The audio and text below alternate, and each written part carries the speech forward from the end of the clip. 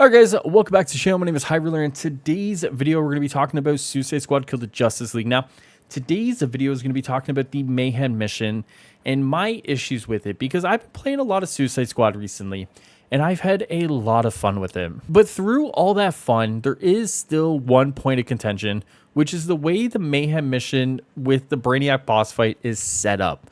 There is quite a few issues there, and we're going to talk about it and we're going to break it down. So the first thing that we have to talk about with regards to this is we have to go all the way back to the start of the game. When the game came out and the Mayhem mission was introduced and the Brainiac boss fight was introduced in the end game, players were looking for reasons to grind that out.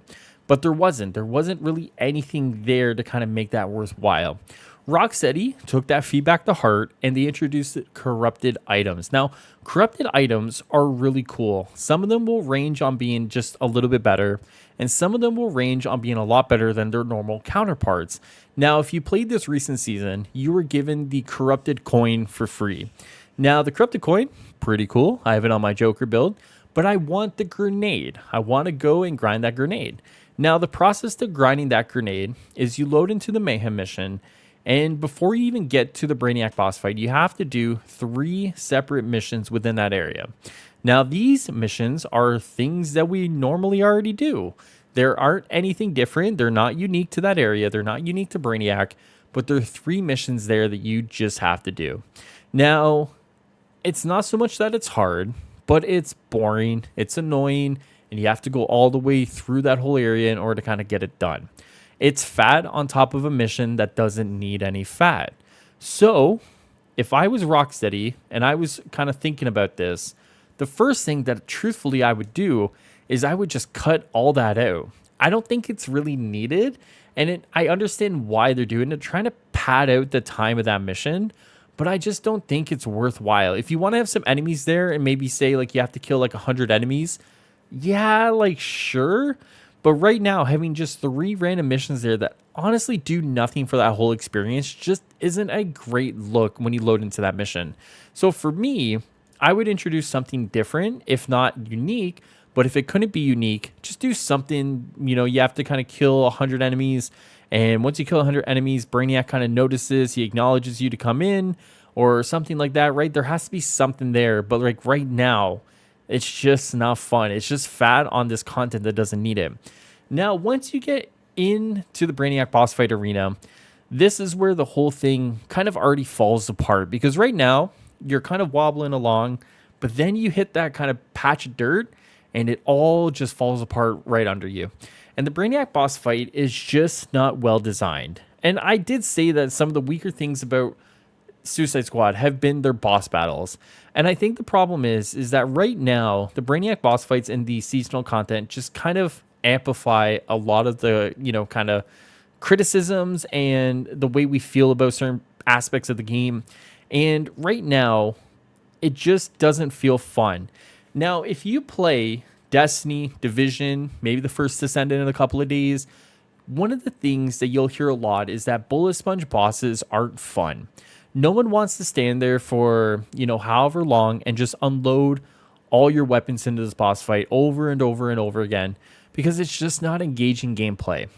The problem is, for most of this boss fight, it actually is kind of like that. Now, I know what some of you are going to say, Highruler, there's already some mechanics a part of this, right? There's the crystals at the start and then the yellow crystals, and you're dodging some things. And like, are you wrong? No. Is that fun? No. Is a lot of the boss fights still just kind of a bullet sponge?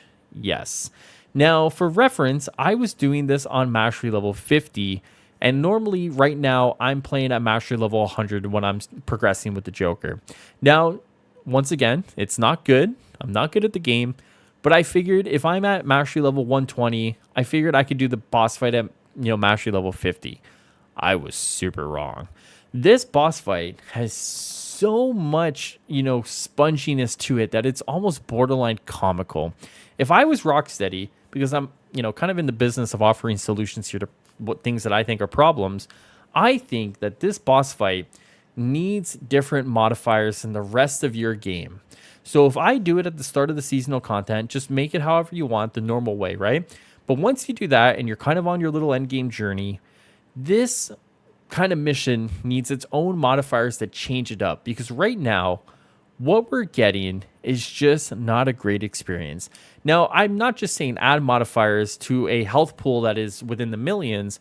What I'm going to say is that you have to cut the health pool down and make sure that when it's scaling in a more responsible way, but then also add different modifiers to it to kind of change up the way you engage with that boss fight.